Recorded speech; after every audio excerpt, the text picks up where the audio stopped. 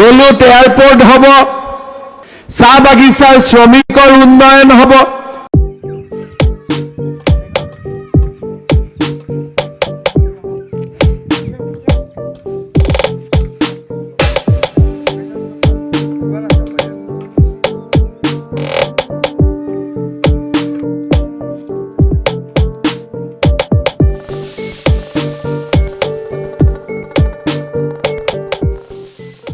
বরাকের প্রতি শাসক দলের প্রতারণা, হয়রানি ও বৈষম্যের রিপোর্ট কার্ড তুলে ধরল কাছাড় জেলা তৃণমূল কংগ্রেস।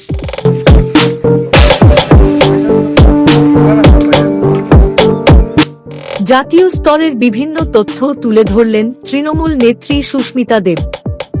আসন্ন লোকসভা নির্বাচনের মাথায় ডলুর গ্রিনফিল্ড বিমানবন্দর নির্মাণের বিষয়টি নিয়ে মহামান্য সুপ্রিম কোর্ট স্টে অর্ডার জারি করায় বোর্ডস ধাক্কা খেল কেন্দ্র ও রাজ্য সরকার। সুপ্রিম কোর্টের এই পদক্ষেপকে স্বাগত জানিয়ে বিরোধী দল তৃণমূল কংগ্রেস সহ বিভিন্ন সংগঠন শাসক দলের সমালোচনায় মুখরিত হয়ে উঠেছে।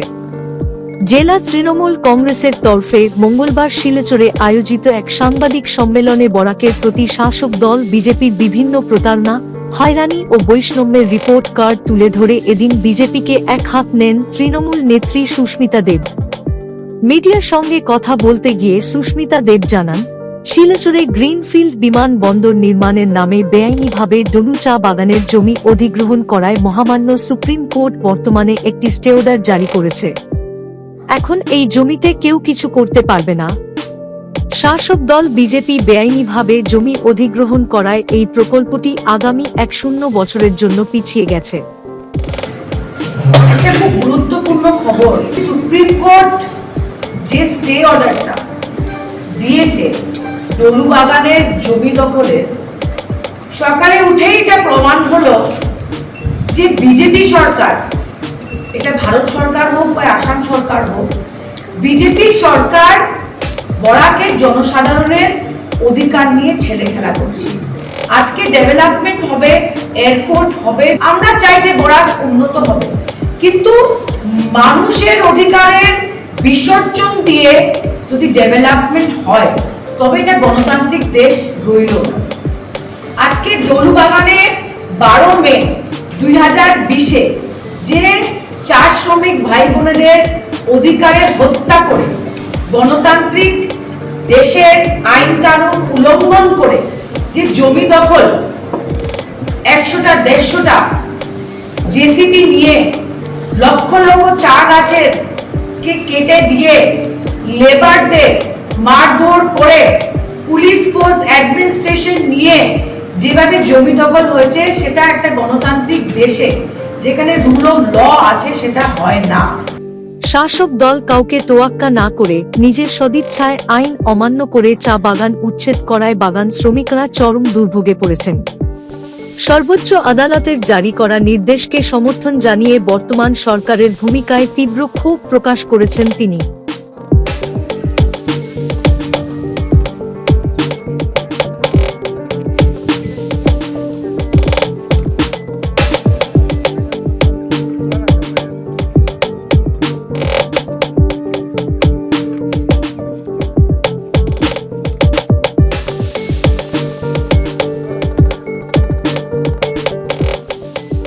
দলুত এয়াৰপোৰ্ট হব আৰু মানুহৰ লগত মিলা মিছা কৰি হব, হাঁহি হাঁহি হব, কাকো দুখ দি নহয়।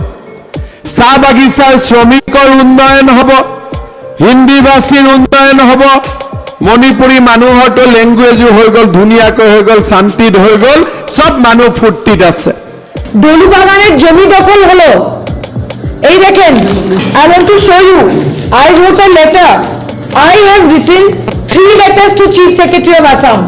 আমি চাইলে আসামের চিফ সেক্রেটারিকে ব্রিচ অফ প্রিভিলেজে নিয়ে যেতে পারতাম পার্লামেন্টে। উনার সাহস।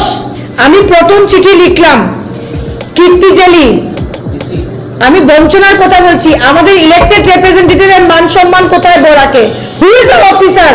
কীর্তি জেলিকে চিঠি দিলাম, আমি কীর্তি জেলিকে চিঠি দিয়েছি 24 মে।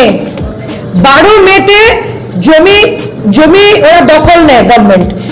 24 May I write to Kirti Jali saying show me social impact assessment, show me environmental impact assessment. No reply. A DC dares not to reply to me. Who is DC? Number 2, 7 June again I write to Kirti Jali that আমাকে public নোটিফিকেশনের copy দিন, EI এর copy দিন, SI এর copy দিন। কীর্তি jelly আমার চিঠির জবাব দেয় না। ডেটগুলো লিখবেন। 10 জুন আমি চিফ সেক্রেটারি জিষ্ণু বড়ুয়াকে চিঠি দেই, দাদা this is a list of documents, here is a list of documents, please C.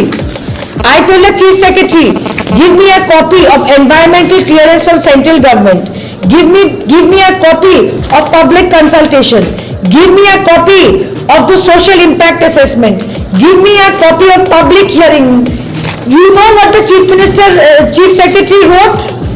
Chief secretary আমাকে জবাব দিচ্ছে, চিফ সেক্রেটারি আমাকে জবাব দিচ্ছে, শিলচরে ফ্লাড আছে। শিলচরে ফ্লাড হয়েছিল, আপনি জানেন হয়তো। শিলচরে ফ্লাড হয়েছে, এখন কীর্তি জালি কিছু কাগজ, কিছু চিঠি দিতে পারবে না। So I said okay, no problem. अगर फ्लड हुआ है, प्रशासन is busy with the flood, let me not disturb them, okay. Then you listen, he writes to me 18th August, so July, August, flood is over. I write to chief secretary, flood is over, now give me the documents. How have you taken Dolubagan? He doesn't write to me. He is the chief secretary of Assam Superior or is an honorable member of parliament. এর থেকে কোনো বড় অপমান লাগে? আজকে আপার আসামের যদি কোনো এমপি চিফ সেক্রেটারিকে চিঠি লিখতো, ওর ক্ষমতা ছিল না যে জবাব দিবে না। Is it a greater insult than this? So we are treated like a colony of Assam.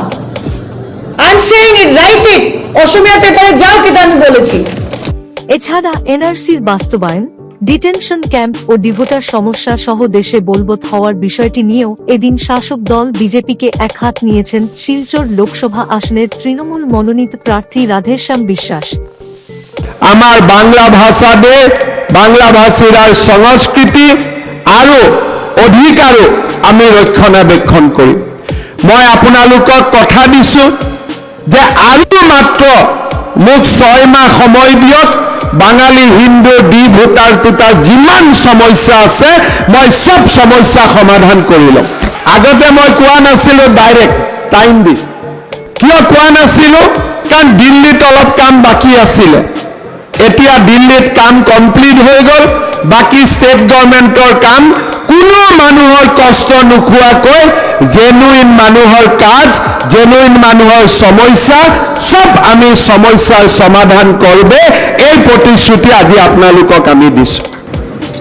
কাজে একটা রাজনৈতিক যে একটা লালিপপ ছিল, এটা ওয়েল প্রুফ, এটা একদম পুরোপুরি উনি বলছেন 6 মাসের ভিতরে এই যে ডিটেনশন ক্যাম্পের সমস্যা সমাধান করে দেবেন। 10 বছর এই সেন্ট্রাল গভর্নমেন্ট, আমরা জানি নাগরিকত্ব কেন্দ্রীয় সরকারের অধীনে, আমরা সবাই জানি ভালোভাবে। আজকে 10 বছরে ডিটেনশন ক্যাম্প ডিপুটার সমস্যার সমাধান হলো না। আর ডিপুটার্স তো নির্বাচন কমিশন ঘোষণা করেছে, এটা তো সম্পূর্ণ সরকারের এখতিয়ার বহির্ভূত। তার নির্বাচন কমিশন এটা স্বশাসিত একটা সংস্থা। এটা যে একটা লালিপপ, এটা আমাদের বুঝতে আর বাকি নেই। বাংলা ভাষায় কথা বলে আমাদের দুঃখ, আমাদেরকে রাজনৈতিকভাবে একটা ষড়যন্ত্র করে আমাদেরকে আজকে একটা বিশ্রী পজিশনে আমাদেরকে তাদের কাজকে প্রযোজ্য হচ্ছে না। এবং আমি 2 দিন আগে এনআরসিতে আমি বলেছি আমি ভারতীয় নাগরিক। আজকে কিরকম ভাবে বলবো যে আমি বিদেশ থেকে এসেছি, বাংলাদেশ থেকে এসেছি? অথচ আজকে আমাদের মাননীয় মুখ্যমন্ত্রী বলেছেন যে মাত্র একজন লোক কাতে অ্যাপ্লাই করেছে।